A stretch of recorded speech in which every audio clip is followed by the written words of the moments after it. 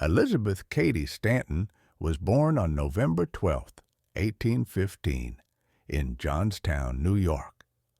She grew up in a conservative environment, but was influenced by her father, who encouraged her education and critical thinking. She later attended the Troy Female Seminary, where she developed a passion for women's rights. In 1840, she married Henry Brewster Stanton, a prominent abolitionist, and they had 7 children. Stanton became increasingly frustrated with the limitations placed on women in society, particularly their lack of rights, including the right to vote.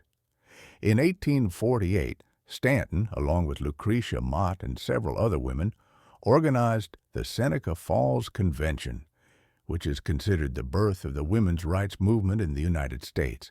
At the convention, the attendees discussed and adopted the Declaration of Sentiments, which called for women's equality in all aspects of life, including the right to vote.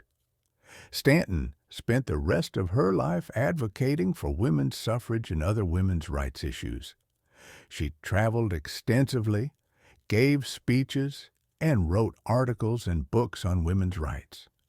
Stanton worked closely with Susan B. Anthony and other suffragists to advance the cause of women's suffrage. In 1869, Stanton, along with Anthony and others, founded the National Woman Suffrage Association. Stanton played a key role in the women's suffrage movement and was a leading voice in the fight for women's right to vote.